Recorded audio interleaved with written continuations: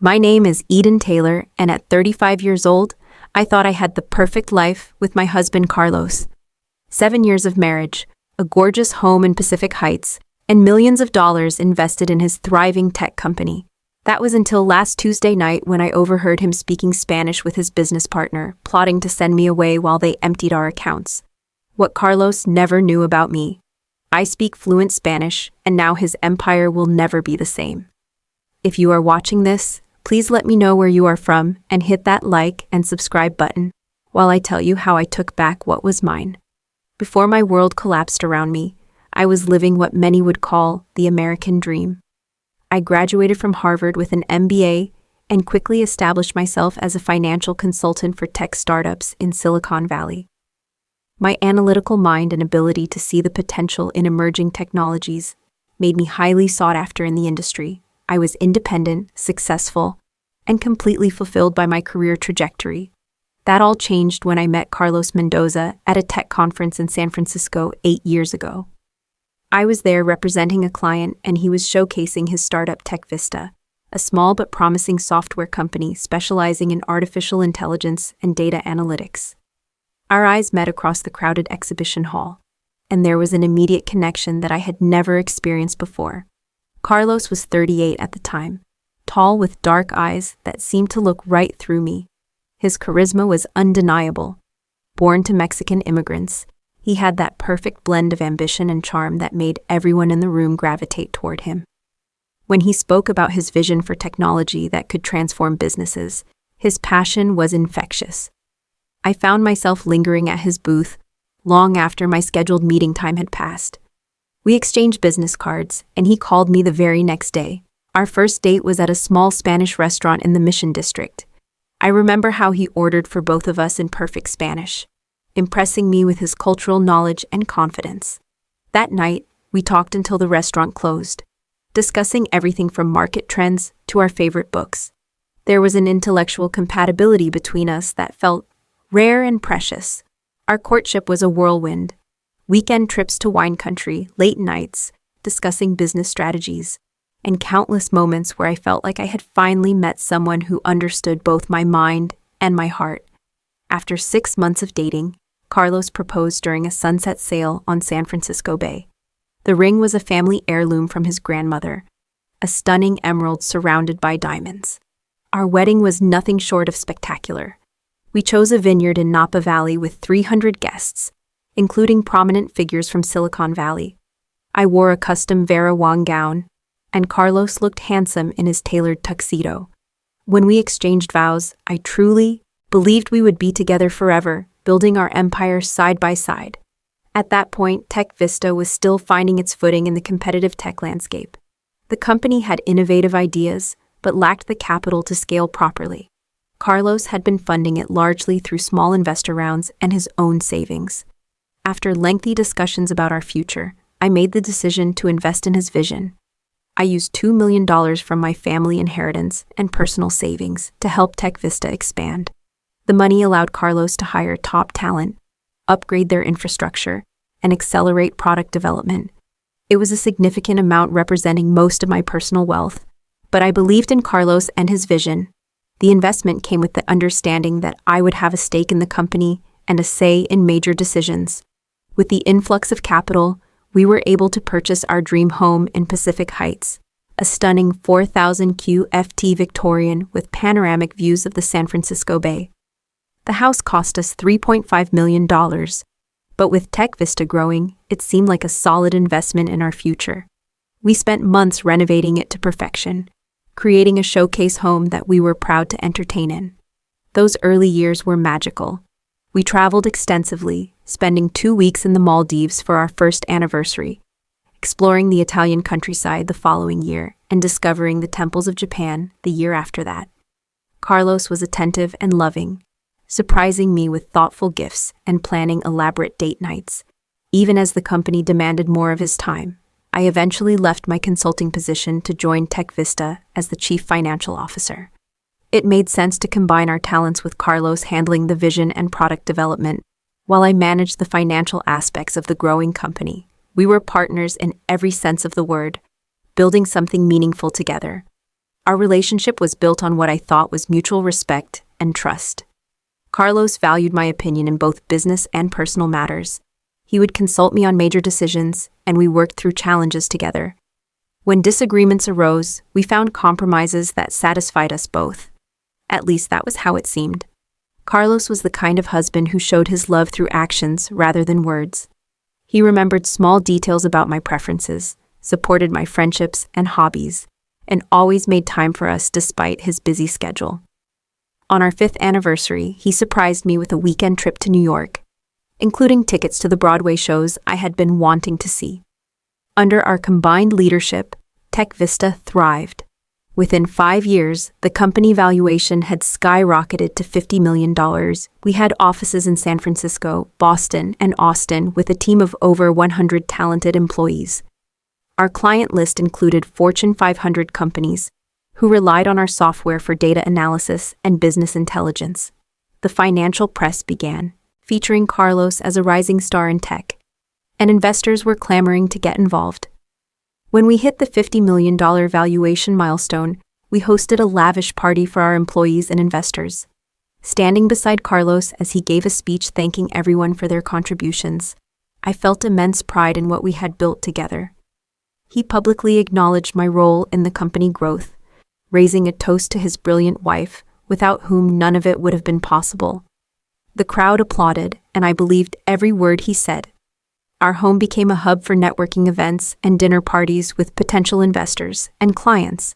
I enjoyed playing hostess, using these gatherings to strengthen business relationships while showcasing our personal success.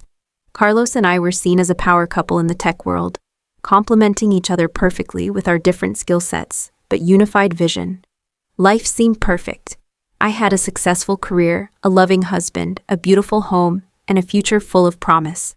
Never once did I suspect that beneath the surface, cracks were forming in the foundation of everything we had built. The first signs of trouble appeared so subtly that I almost missed them. About 6 months ago, Carlos began altering his schedule in ways that seemed innocuous at first. Board meetings suddenly ran late. Client dinners stretched into the night. Weekend work sessions became more frequent. None of these changes were dramatic enough to raise serious concerns, but together they created a pattern that left me with less access to my husband than before. Carlos began having more closed-door meetings, often ending calls abruptly when I entered his home office. He installed a new passcode on his work laptop, something he had never done in all our years together. When I asked about these changes, he explained them away as increased security measures due to the sensitive nature of new contracts. Around this time, a new figure entered our lives. Miguel Fuentes, a 40-year-old entrepreneur from Colombia with connections throughout Latin America, began appearing regularly at Tech Vista events. Carlos introduced him as a potential partner who could help expand our business into South American markets. Miguel had a commanding presence, expensive tastes, and a network of business associates that impressed even our most seasoned investors. Carlos and Miguel quickly developed a close relationship. They spent long hours discussing strategy, often switching to Spanish when the conversation became detailed. Miguel began joining us for dinner at our home, bringing expensive bottles of wine and charming stories about his international business ventures. On the surface, he seemed like a valuable addition to our business circle. Along with Miguel came Gabriela Suarez, a striking 28-year-old marketing executive who Miguel introduced as his associate. She began attending company functions, always impeccably dressed and positioned near Carlos. During important conversations, I noticed how her hand would linger on my husband's arm when they spoke, how she would laugh a little too enthusiastically at his jokes. The dynamic in our home began to shift. Carlos would take phone calls in private, speaking in hushed Spanish when I was nearby. Although I could often hear him from the next room, I never let on that I understood. You see, I had studied Spanish for 4 years in college and spent a year abroad in Barcelona on an exchange program. I was fluent, but Carlos and I had always communicated in English, and the topic of my language skills simply never came up in our relationship. Carlos explained that the company was exploring expansion opportunities in Latin America, which necessitated these private conversations in Spanish. The explanation seemed reasonable, especially given Miguel's involvement, but something about it left me uneasy. Why was I suddenly being excluded from these discussions when I had always been part of strategic planning? Gradually, I found myself removed from key meetings at Tech Vista. Carlos suggested that I focus on our current operations, while he and Miguel handled the expansion plans. This division of responsibilities made sense on paper, but it was a departure from our previous partnership approach. When I pressed for more involvement, Carlos assured me that he was just trying to spare me from the stress of launching in a new market. Carlos also began scrutinizing company expenses more closely, questioning purchases that he would have previously approved without hesitation. Our personal finances became a point of contention too. He suggested we delay renovating our kitchen, claiming that we should conserve cash for the business expansion.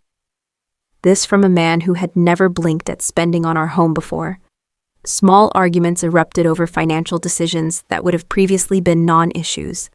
When I wanted to hire a new financial analyst for my department, Carlos pushed back, saying the position could wait. When I questioned the need for frequent business trips to Miami and Mexico City, he became defensive, accusing me of not supporting the company growth. During this period, I discovered several text messages on Carlos' phone that raised red flags. They were from Gabriela, often sent late at night discussing meeting times that weren't on any official company calendar. One message read, "Can't wait to finalize everything. It will be worth all the secrecy." When I casually mentioned having seen a text from Gabriela, Carlos quickly explained that she was helping with a surprise product launch and swiftly changed the subject. My growing unease was something I tried to rationalize away. Carlos was under pressure with the expansion. The secrecy was just business strategy. The late nights were necessary for the company growth. I told myself these things repeatedly, not wanting to acknowledge the alternative explanations that lurked at the edges of my consciousness. I shared some of my concerns with my best friend Lisa, careful not to sound paranoid or accusatory. Lisa had known us both since before we were married and had always been supportive of our relationship. Even she noticed the change in Carlos' behavior when we all had dinner together. "He seems distracted," she observed, and he checked his phone 17 times during appetizers alone.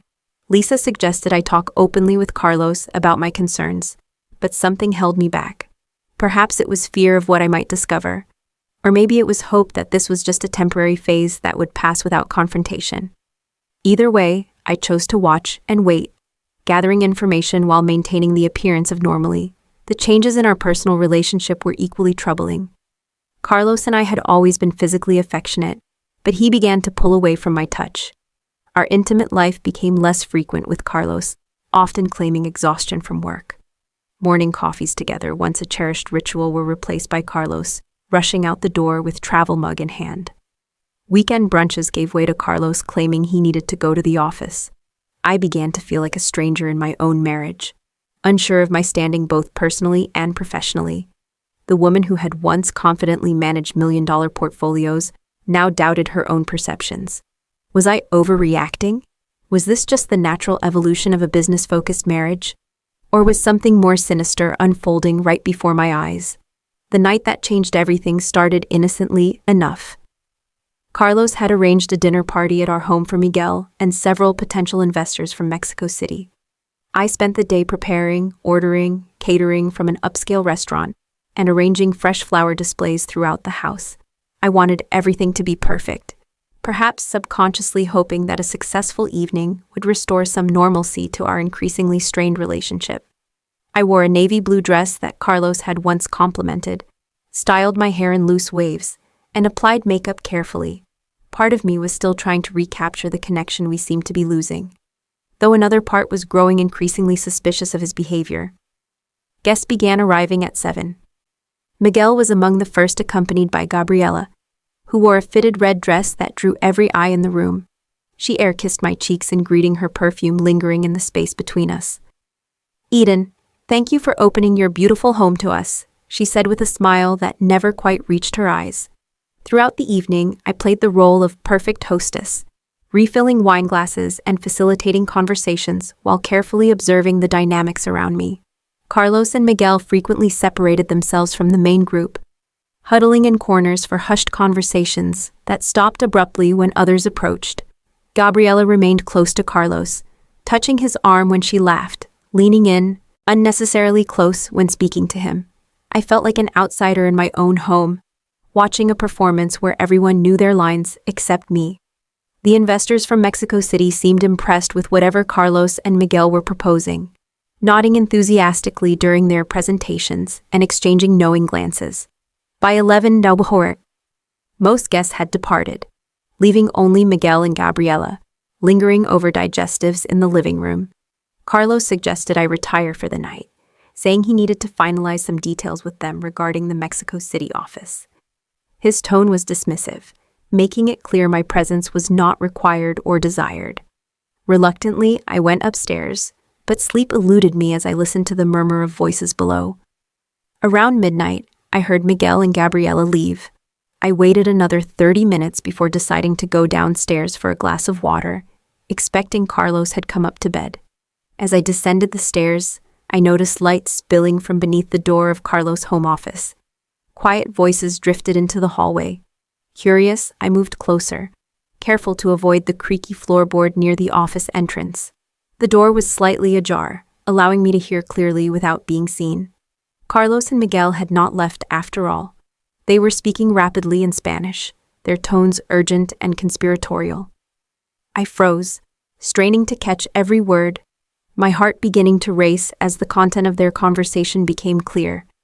The accounts in Panama are ready, Miguel was saying. Once the final contracts are signed, we can begin moving the assets through the shell companies. The paperwork shows Eden as signing off on everything. And you are certain it cannot be traced back to us? Carlos asked, his voice uncharacteristically nervous. The documentation is perfect. By the time anyone realizes what has happened, the money will be untouchable, Miguel assured him. Your wife trusts you completely. She has no idea. My stomach dropped as I continued listening. They discussed specific amounts. 3 million from the operating account, 5 million from the investment fund, my personal stake in the company valued at 12 million. All of it scheduled to disappear into a complex web of offshore accounts. So Eden will go to Paris on Tuesday. Perfect. She will know nothing until it is too late, Miguel said, satisfaction evident in his voice. Carlos' response chilled me to the bone. When she returns, everything will be finalized. I will file for divorce and her shares will be worthless. The company valuation will have plummeted due to the unfortunate discovery of accounting irregularities. Such a shame that the CFO was so careless.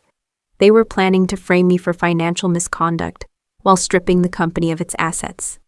The betrayal was so complete, so calculated, that I had to press my hand against the wall to steady myself. And Gabriela, she understands her role, Miguel asked. Carlos laughed softly. She is more than ready to play the supportive girlfriend helping me through the difficult divorce. The penthouse in Miami is already in her name. They continued discussing details, the timing of transactions which board members were complicit, how they would handle potential legal challenges. Each word was another dagger to my heart. The man I loved, the man I had built a life with, was systematically planning to destroy me. I stood frozen outside that door, unable to move as the full weight of the betrayal crashed over me. 7 years of marriage, $2 million of my own money invested, countless hours of work building Tech Vista into a successful company. All of it about to be stolen by the person I trusted most in the world. The physical sensation was overwhelming, my chest constricted, making it difficult to breathe, my vision narrowed, darkness creeping in at the edges. I felt simultaneously hot and cold sweat beating on my forehead while chills ran down my spine. This was more than heartbreak. This was devastation. Somehow, I managed to silently retreat upstairs before they could discover my presence. I slipped back into our bedroom, locking the door behind me. Only then did I allow the tears to come, muffling my sobs with a pillow so Carlos would not hear when he eventually came to bed. My mind raced through the past 6 months, reinterpreting every unusual behavior, every secretive phone call, every unexplained absence. The pieces fell into place with horrifying clarity. Carlos had been planning this betrayal methodically, perhaps from the moment Miguel entered our lives. I thought about the money I had invested in Tech Vista, my family inheritance that represented generations of hard work, my personal savings from years as a financial consultant. I thought about our home purchased with the understanding that we were building a future together. I thought about the employees who depended on the company for their livelihoods, all of them unknowing pawns in this scheme. As the hours passed, my shock and pain began to transform into something else. A cold, clear anger took root, bringing with it a determination I had never felt before. Carlos had underestimated me. He saw only what he wanted to see, the trusting wife, the supportive partner. He had no idea what I was capable of when betrayed. By the time dawn broke, I had cried all the tears I would allow myself. My eyes were swollen, my throat raw, but my mind was razor sharp. Carlos had made a critical mistake in his perfect plan. He did not know that I understood every word of his Spanish conversation with Miguel, and that single oversight would be his undoing. I heard Carlos stirring in the guest room, where he had apparently spent the night. Soon he would come to tell me about my Paris trip, playing the role of caring husband while secretly counting down the hours until he could execute his plan. I splashed cold water on my face, concealed the evidence of my sleepless night with makeup, and prepared to give the performance of my life. The game had changed. Carlos thought he was sending me away so he could destroy everything we had built. Instead, he was giving me exactly the opportunity I needed to save it all. Carlos entered our bedroom at 7:30, freshly showered and dressed in the charcoal suit I had given him for his birthday. His smile was warm and seemingly genuine as he sat on the edge of the bed beside me. "Good morning, beautiful," he said, leaning in to kiss my forehead. "I have exciting news. The Paris office needs someone senior to review their operations next week. I thought you might enjoy spending a few days there. The flight is booked for Tuesday morning." I widened my eyes and practiced surprise and delight. "Paris, that sounds wonderful. How long would I be there?" "About a week," he replied, scrolling through his phone calendar. "The company apartment is available, and you know how much you love the left bank in spring." I touched his arm affectionately, swallowing my revulsion.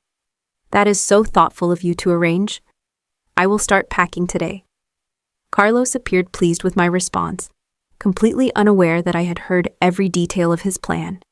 "I have meetings all day, but we will celebrate with dinner tonight," he said, standing to leave.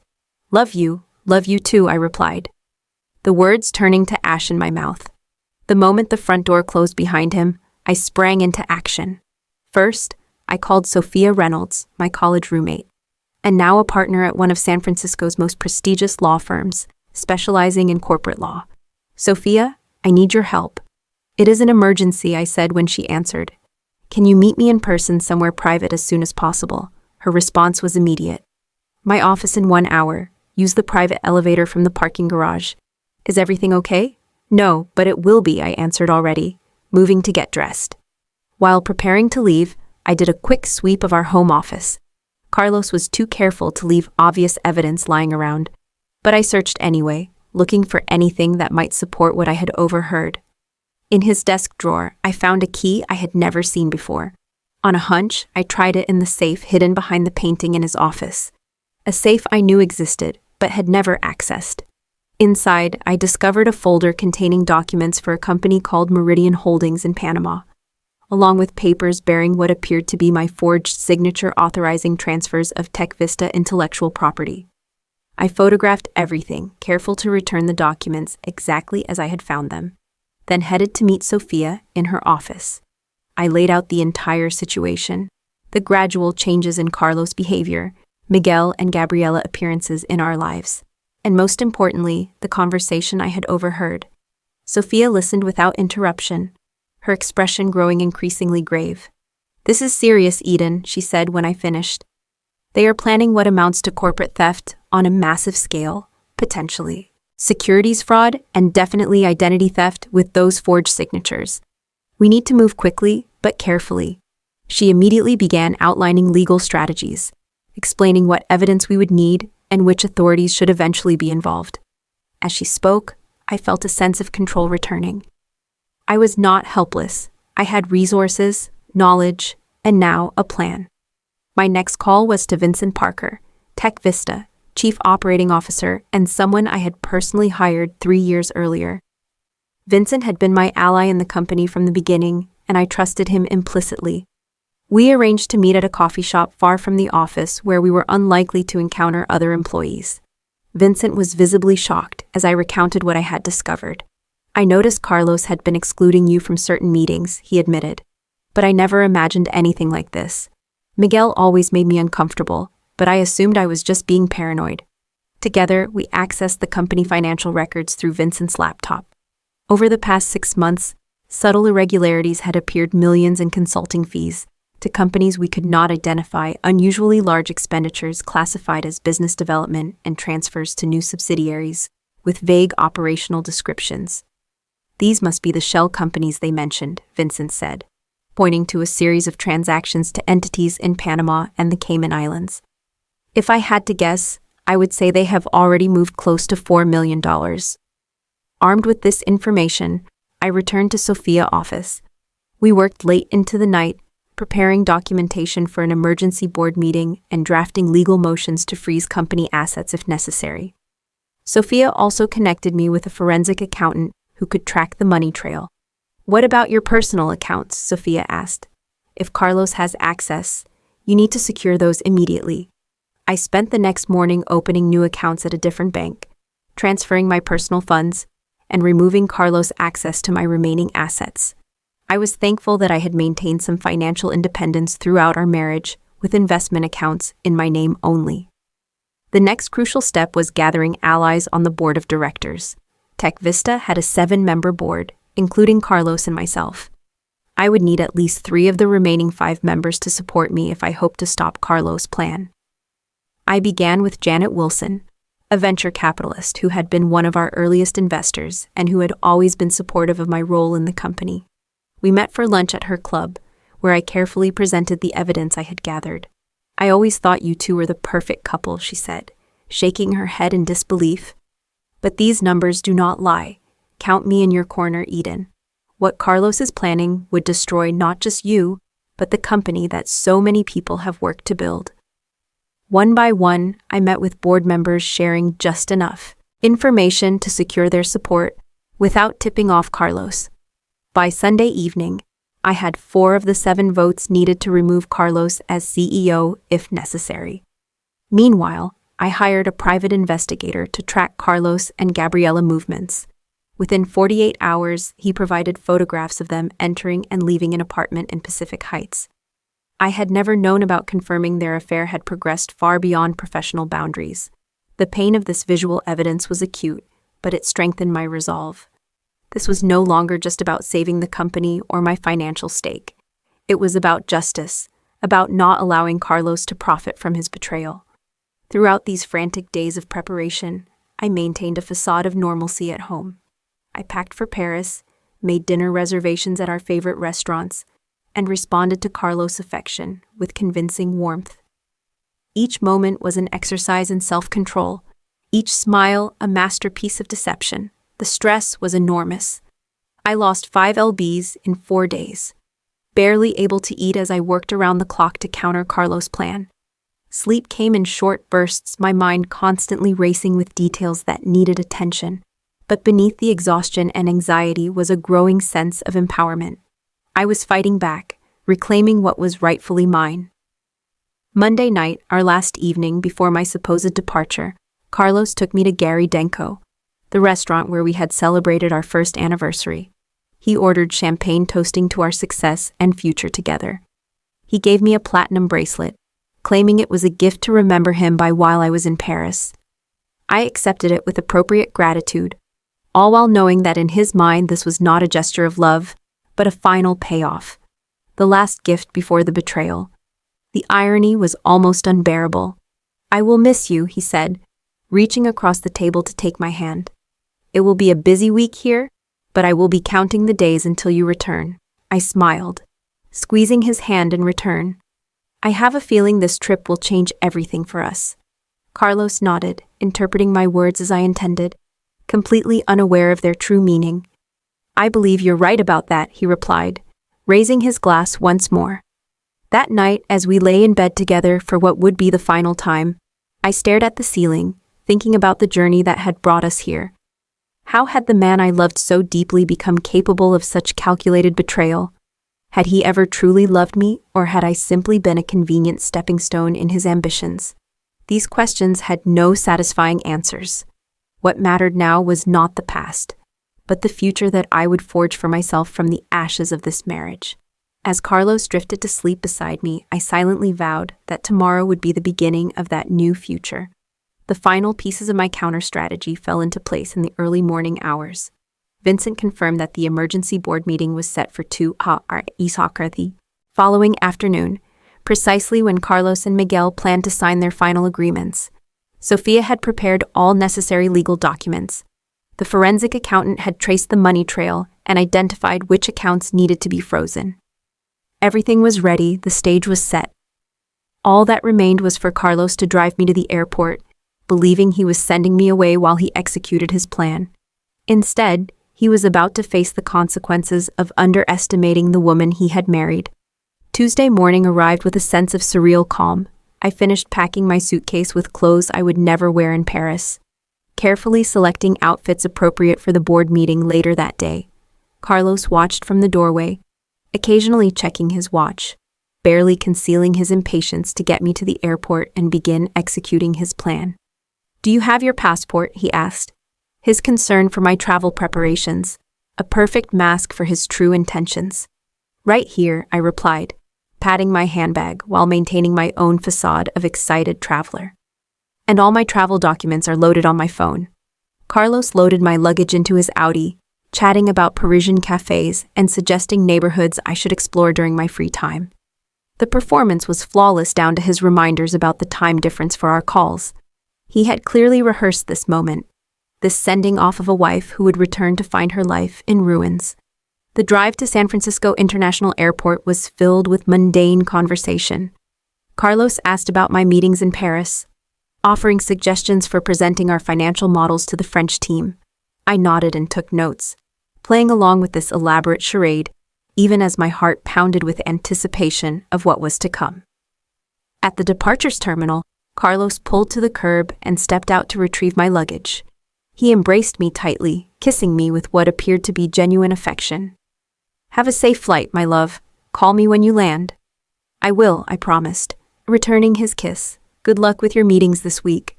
A flash of something crossed his face at my words, perhaps a moment of guilt or hesitation, but it vanished quickly. He waited until I entered the terminal before driving away, undoubtedly already calling Miguel to confirm that phase 1 of their plan was complete. What Carlos did not know was that Sophia was waiting for me just inside. The moment he drove away, I turned and walked toward the airport parking garage rather than the security checkpoint. I had no intention of boarding any flight today. "He bought it completely," I told Sophia as we walked briskly to her car. "He thinks I am safely out of the way." "Perfect," she replied. "Vincent just texted. Carlos returned directly to the office and is meeting with Miguel now. They have no idea what is coming." We drove to Sophia's office, where we had established a command center of sorts. The forensic accountant, 2 additional attorneys from Sophia firm, and Vincent were waiting for us, surrounded by documents and laptops. "The board members are all confirmed for 2 o'clock. Vincent reported Carlos has scheduled his own meeting with the Mexican investors for 3, obviously planning to present them with a done deal after the company assets have been transferred. The timing was critical. We needed the board to vote before Carlos could complete his transactions, but not so early that he would be warned and able to accelerate his plan. Everything hinged on precise execution. While we waited, I reviewed the mountains of evidence we had gathered over the past 5 days. The forensic accountant had documented transfers totaling $4.7 million to the shell companies in Panama. The private investigator had provided photographs of Carlos and Gabriela together, entering the penthouse apartment purchased with company funds. Vincent had uncovered emails between Carlos and Miguel, discussing the plan dating back 14 months earlier than I had suspected. The most shocking discovery was that Carlos had been systematically undermining my position at the company for over a year, spreading subtle misinformation about my decisions to board members and key investors. He had been laying the groundwork to blame me for financial improprieties long before I had noticed any changes in his behavior. "He planned this meticulously," the forensic accountant commented, pointing to a timeline of suspicious activities. "If you had not overheard that conversation, he probably would have succeeded." The realization that Carlos' betrayal extended so far back was another blow to my already shattered heart. Our anniversary celebrations, birthday gifts, romantic getaways, all had occurred while he was actively plotting against me. The depth of his deception was almost incomprehensible. At 1:30, we gathered our materials and headed to the Tech Vista offices. Vincent had arranged for us to enter through a side entrance, avoiding the main reception area where we might be seen. We set up in the small conference room adjacent to the main boardroom, waiting for all board members to arrive before making our entrance. Through the wall, we could hear Carlos and Miguel arriving, greeting board members with casual confidence, completely unaware of what was about to unfold. Their voices were animated as they discussed recent developments and market opportunities, no doubt setting the stage for the announcements they planned to make. At precisely 2:00, Janet Wilson, our ally on the board, called the meeting to order. Carlos began his prepared remarks, outlining the tremendous growth opportunities awaiting Tech Vista in Latin American markets. He spoke of strategic partnerships, innovative technologies, and unprecedented return on investment. As he reached the portion of his presentation addressing the financial restructuring that would facilitate this expansion, Janet interrupted him. Before we continue, I believe we have some additional attendees who should join us for this discussion. That was our cue. Vincent opened the connecting door and our group filed into the boardroom. The expression on Carlos' face as he saw me enter would be forever etched in my memory, a mixture of shock, confusion, and the first flickers of fear. "Eden," he stammered, recovering quickly. "What are you doing here? Your flight?" I smiled calmly, placing my portfolio on the table. "I decided this meeting was more important than Paris. Please continue with your presentation. I am particularly interested in the financial restructuring you were about to discuss."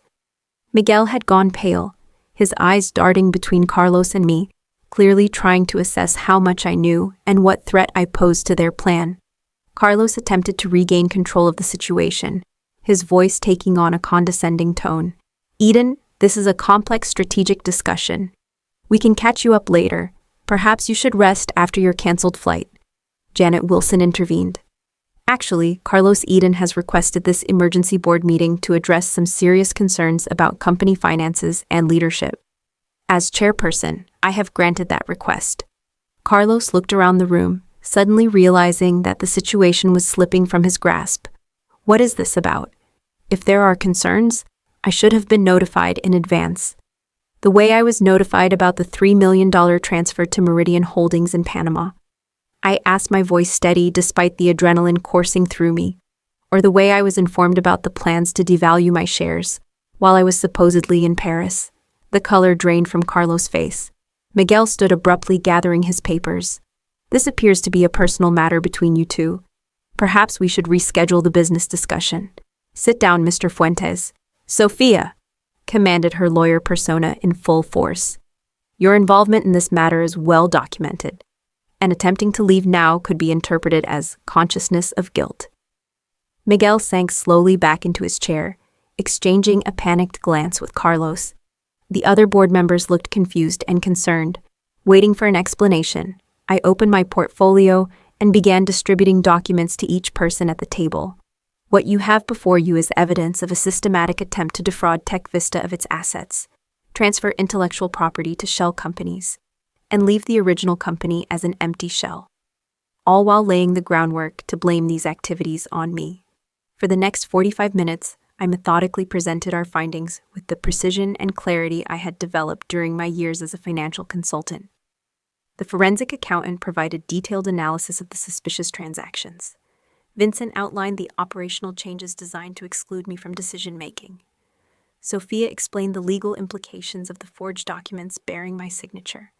As the presentation continued, Carlos attempted several times to interrupt, each excuse more desperate than the last. "This is a misunderstanding. These were preliminary explorations only. The transactions were temporary measures for tax purposes, but the evidence was overwhelming and irrefutable." When I played a recording of a phone call between Carlos and Miguel, discussing how they would frame me for financial misconduct, his final defense crumbled. The private investigator had legally obtained this recording from a source within Miguel organization, someone who had become concerned about the ethical implications of their activities. I think we have heard enough, Janet said, when the presentation concluded.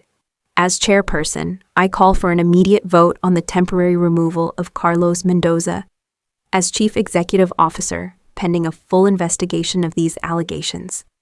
The vote was unanimous, with Carlos abstaining, and my vote not needed for the majority. Security personnel were called to escort Carlos and Miguel from the building, their access to company systems immediately revoked. As they were being let out, Carlos turned to me, his expression a mixture of rage and disbelief. "You set me up. You planned this all along." I met his gaze steadily.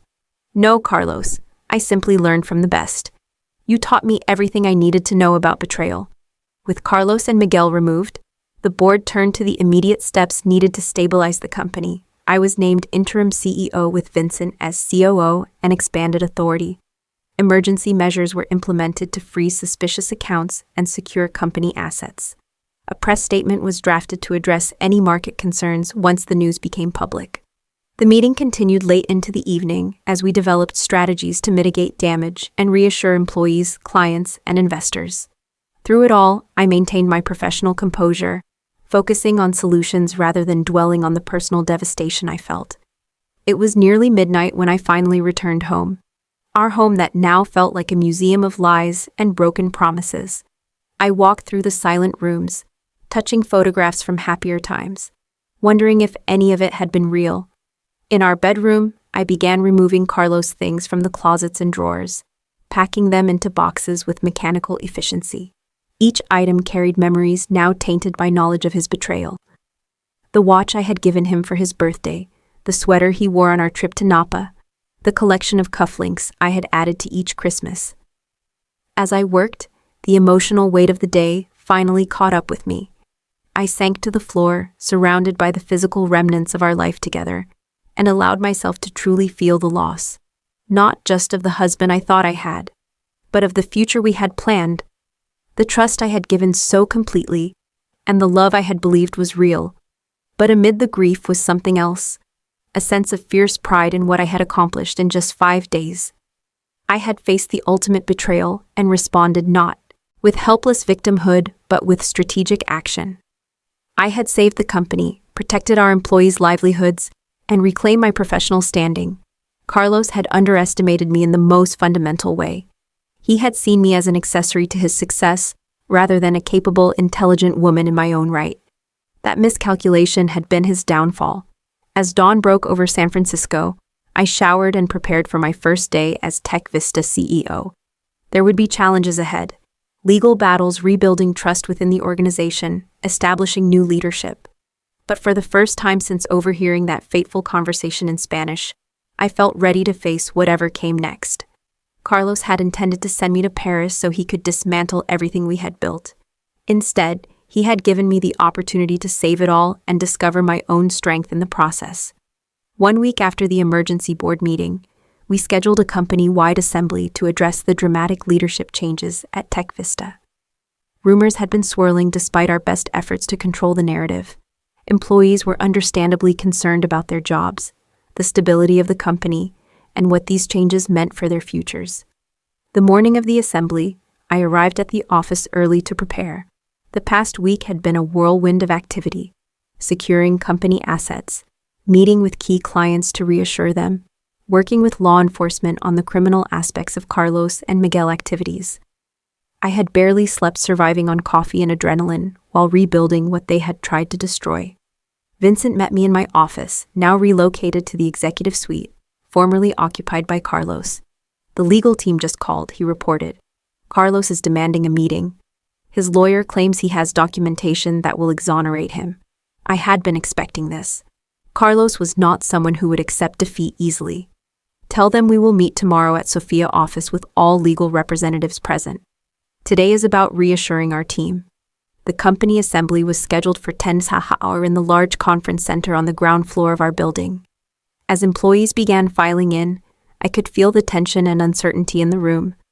These were people whose livelihoods depended on Tech Vista, people I had worked alongside for years, who had no part in the executive-level betrayal, but would suffer the consequences if we could not stabilize the company. I took the stage precisely on time, flanked by Vincent and the remaining executive team. The room fell silent as I approached the microphone. "Good morning," I began, my voice steady despite my nerves. "Thank you all for being here today. I know there have been many questions about the recent changes in leadership, and you deserve honest answers." For the next 30 minutes, I outlined what had happened in broad strokes, carefully avoiding details that could compromise the ongoing legal investigation. I explained that financial irregularities had been discovered, that the board had taken decisive action to protect the company, and that I had been appointed interim CEO to guide TechVista through this transition period. "I want to assure you that your jobs are secure." I emphasized, seeing the relief wash over many faces. "Our company remains financially strong. Our client relationships are stable, and our products continue to lead the market. This is a challenging moment, but it is also an opportunity to recommit to the values of integrity and innovation that have always defined TechVista." I opened the floor for questions, addressing each one with transparency and confidence.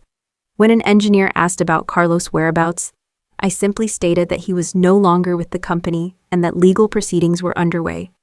When concerns about the company reputation were raised, I shared our communication strategy for rebuilding trust with clients and investors. By the end of the assembly, the mood had shifted from anxiety to cautious optimism. I could see determination replacing fear in the expressions of team members as they returned to their departments. We had weathered the first major test of this new chapter. The following day brought the confrontation I had been both dreading and anticipating. Carlos and his attorney arrived at Sophia's office precisely at 9, both dressed in impeccable suits, projecting an image of confident professionals rather than accused conspirators. Carlos barely glanced at me as they were shown into the conference room where Sophia, our forensic accountant, and 2 additional attorneys from her firm waited. I sat at the head of the table, a position that Carlos clearly found irritating based on the tightening of his jaw. "Thank you for agreeing to this meeting," Carlos' attorney began. "My client believes there have been serious misunderstandings that have led to these unfortunate accusations. We have documentation that provides context for the transactions in question." He slid a folder across the table. Sophia intercepted it, reviewing the contents briefly before passing it to me. Inside were elaborately constructed explanations for each suspicious transaction, presenting them as legitimate business expenses related to the Latin American expansion. "These are creative interpretations," I commented, closing the folder. "Unfortunately, they contradict the recorded conversations we have between your client and Miguel Fuentes, in which they explicitly discuss moving assets to avoid detection and leaving the company, as I believe the exact phrase was, a worthless shell." Carlos leaned forward, abandoning his composed facade. "Those recordings were taken out of context. This is corporate espionage, not to mention an invasion of privacy. The recordings were legally obtained," Sophia countered. "And the context seems quite clear, especially when combined with the forged documents bearing Eden's signature and the falsified board approvals." For 2 hours, the meeting continued. In this vein, with Carlos and his attorney attempting various strategies to explain away the evidence against him. As their arguments grew increasingly desperate, I observed Carlos with a strange sense of detachment. This man who had once been the center of my world now seemed like a stranger, his familiar features animated by an ambition and deceit I had been blind to for years. Finally, Carlos' attorney requested a brief private consultation with his client. When they returned, their approach had shifted dramatically. "My client is willing to consider a settlement agreement." The attorney proposed he would relinquish all claims to TechVista in exchange for a financial package and mutual non-disclosure agreements. Sophia and I exchanged glances. We had anticipated this pivot and were prepared. "We are not interested in a settlement at this time," Sophia responded. "The board has authorized full cooperation with law enforcement regarding the attempted fraud, money laundering, and identity theft aspects of this case. Those investigations will proceed regardless of any civil agreements." Carlos' face darkened with anger. "You are making a mistake, Eden. You cannot run TechVista without me. The investors trust me, not you. The clients came because of my relationships." It was the first time he had addressed me directly, and I met his gaze without flinching. "That may have been true once, Carlos, but things change. The board has full confidence in my leadership. Our major clients have all confirmed they will continue working with us and the investors. They prefer a CEO who does not embezzle company funds. This is not over, he threatened, standing abruptly. You have no idea what you're up against. I remained seated, maintaining the calm demeanor that had become my armor. Actually, I do. I am up against a man who underestimated his wife so completely that he did not even know she spoke Spanish. A man who thought she would meekly board a plane while he stole everything she had worked for. That is not a particularly intimidating opponent. Carlos stormed out, his attorney, hurrying after him with mumbled apologies. When the door closed behind them, I exhaled slowly, releasing the tension I had been holding throughout the confrontation. You handled that perfectly, Sophia said, squeezing my shoulder. He came expecting to intimidate you, and you completely flipped the script. The weeks that followed brought a cascade of legal proceedings. Criminal charges were filed against Carlos and Miguel for wire fraud, money laundering, and conspiracy. Gabriela was charged as an accessory. Civil lawsuits were initiated to recover the misappropriated funds. Immigration authorities became involved due to the international nature of the scheme. Through it all, I focused on rebuilding Tech Vista. I implemented new financial controls to prevent similar vulnerabilities in the future. I met personally with our largest clients to restore their confidence. End of Libro. I worked with the board to develop a strategic plan that would guide the company forward under my leadership. 3 months after the confrontation, the board voted to remove interim from my CEO title, officially recognizing my role in saving the company and my vision for its future. We held a small celebration in the office, nothing like the lavish parties of the Carlos era, but meaningful in its authenticity. As I raised a glass to toast our team, I caught sight of my reflection in the window overlooking the San Francisco skyline. I barely recognized the woman looking back at me, stronger, more confident, unburdened by the need for anyone else's approval. In trying to destroy me, Carlos had inadvertently forced me to discover capabilities I never knew I possessed. The final confrontation came 6 months after that fateful night, when I overheard the Spanish conversation that changed everything. Carlos had agreed to a plea deal to avoid a lengthy trial, and I attended his sentencing hearing. Needing to witness this last chapter of our shared story, he looked diminished in his standard-issued jumpsuit, the charismatic entrepreneur reduced to a convicted felon. When given the opportunity to speak before sentencing, he turned to where I sat in the gallery. I underestimated you, he said simply. That was my greatest mistake. The judge sentenced him to 8 years in federal prison for his crimes. As Carlos was led away, our eyes met one final time. There was no love remaining, no hint of the connection we had once shared. But there was something like respect in his gaze, a reluctant acknowledgement of the adversary who had bested him at his own game. Outside the courthouse, reporters clustered with questions about the case and its impact on Tech Vista. I answered briefly, emphasizing that the company had emerged stronger and more transparent. Any message for your ex-husband? One reporter called out as I was leaving. I paused, considering the question. Just this. Gracias por lección. Thank you for the lessons. Walking away from the courthouse, I felt the final weight of the past lifting from my shoulders. Carlos was facing the consequences of his actions. Tech Vista was thriving under my leadership, and I was finally completely free of the man who had taught me the most painful and valuable lessons of my life. 1 year has passed since the day I walked out of that courthouse, leaving behind the final chapter of my marriage to Carlos. Tech Vista has not merely survived the scandal, but flourished under my leadership and the reconstructed executive team. Our valuation has increased to $70 million. We have opened offices in Toronto and London, and our client list includes some of the most prestigious companies in the world. The path to this success was far from smooth. The immediate aftermath of Carlos' arrest brought intense media scrutiny, with business publications dissecting every aspect of the scandal. Competitors attempted to poach our clients during the uncertainty, and some investors initially questioned whether the company could recover from such a public betrayal at the highest level. Those first months required every ounce of determination I possessed. There were nights I returned to my empty home after 16-hour workdays, too exhausted to even eat, wondering if the effort to rebuild was worth it. The emotional toll was equally challenging. Moments where grief would ambush me in the middle of a meeting, forcing me to excuse myself to regain composure in the privacy of my office. The divorce proceedings were mercifully straightforward given Carlos' incarceration and the overwhelming evidence of his criminal activities. The court had no difficulty determining that his actions constituted the ultimate breach of fiduciary duty in a marriage.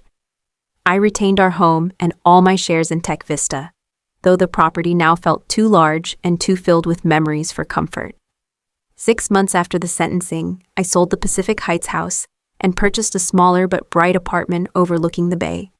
The process of downsizing was unexpectedly therapeutic, allowing me to consciously choose which parts of my past to carry forward and which to leave behind. Each item I discarded from our shared life felt like releasing another strand of the web that had entangled me. The healing process was neither quick nor linear. I worked with a therapist who specialized in betrayal trauma, gradually unpacking the complex emotions that accompanied such a profound deception. There was anger, certainly immense clarifying anger that sometimes woke me in the night. There was grief for the future I had planned and the love I had believed was real. There was shame at not having recognized the signs earlier, though my therapist helped me understand that shame was misplaced.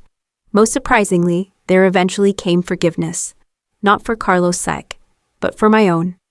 Holding on to hatred required energy I needed for rebuilding my life and company. I came to see that forgiving him did not mean excusing his actions or denying their impact. It meant refusing to allow his betrayal to define my future or consume my spirit. My relationships with others deepened in unexpected ways. Through this experience, Sophia, Vincent, and Lisa formed a support network that never wavered. Even during my darkest moments, our shared battle against Carlos' scheme created bonds that transcended ordinary friendship, forging connections based on absolute trust and mutual respect. I also discovered a passion for helping other women who had experienced similar betrayals. 6 months ago, I established the Financial Empowerment Foundation, providing resources and legal assistance to women whose partners had used financial manipulation as a form of control or abuse. The foundation has already helped 27 women reclaim their financial independence and rebuild their lives. My personal life has slowly blossomed again, though not in ways I would have anticipated. I began dating John, a literature professor I met at a charity event 8 months ago. Our relationship progresses cautiously, with an honesty and transparency that feels both foreign and essential after my experience with Carlos. John understands my hesitation to fully trust again and respects the boundaries I have established as we get to know each other. The most profound change, however, has been internal. The woman who once derived her sense of value partly from her successful marriage has been replaced by someone who recognizes her intrinsic worth. I no longer need external validation to feel complete or capable. The crucible of betrayal burned away that dependency, leaving behind a core of self-reliance I never knew existed. Tech Vista itself has undergone a transformation that mirrors my personal journey. We implemented unprecedented levels of financial transparency with regular independent audits and clear reporting structures. Our corporate culture emphasizes ethical business practices above all else, with whistleblower protections and open communication channels at every level of the organization. Carlos himself remains in federal prison, serving his 8-year sentence. I received one letter from him about 6 months ago, full of justifications, thinly disguised as apologies. I did not respond. Some chapters are better left closed. Some conversations not worth having. His perspective no longer matters to me. Last week, I was invited to speak at the Women in Technology Summit, sharing my experience of rebuilding a company after betrayal. Standing at the podium, looking out at hundreds of faces turned toward mine with interest and respect, I felt a sense of completion. The story that had once threatened to destroy me had become a source of wisdom I could share with others. The greatest lesson I learned, I told the audience, was not about business strategy or financial safeguards, though those are certainly important. The most valuable insight was discovering that our worst moments can reveal our greatest strengths. When everything I thought I knew collapsed around me, I found capabilities within myself I never knew existed. I shared how the experience had taught me to trust my instincts, to value transparency in all relationships, and to recognize that true security comes not from depending on others, but from knowing you can survive, even if that dependence is betrayed. Carlos thought he was taking everything from me, I concluded. Instead, he inadvertently gave me the opportunity to discover who I truly am without him. That knowledge is something no one can ever take away. The standing ovation that followed was gratifying, but more meaningful was the line of women who approached afterward, sharing their own stories of resilience and rebirth after betrayal. In connecting with them, I realized that my experience, though painful, had given me a language to articulate universal truths about recovery and renewal. As I look toward the future, both personally and professionally, I no longer fear the unknown. I have weathered the worst storm of my life and emerged not just intact, but stronger and wiser. The betrayal that could have defined me has instead become merely one chapter in a much longer story, one that I continue to write on my own terms. The Spanish conversation I overheard that night set in motion events that completely transformed my life. Though I would never have chosen this path of pain and rebuilding, I cannot deny that it led me to a place of greater authenticity and self-knowledge than I might otherwise have found. Perhaps that is the ultimate irony of Carlos' betrayal. In attempting to render me powerless, he catalyzed my discovery of a strength I never knew I possessed. In trying to leave me with nothing, he inadvertently gave me the freedom to rebuild everything on a stronger foundation. Have you ever experienced a betrayal that ultimately made you stronger? I would love to hear your stories in the comments below. If this story resonated with you, please hit the like button and subscribe to my channel for more tales of resilience and transformation. Thank you for listening to my journey, and remember, sometimes the greatest gifts come disguised as our worst nightmares. Until next time, this is Eden signing off and wishing you the strength to overcome whatever challenges life puts in your path.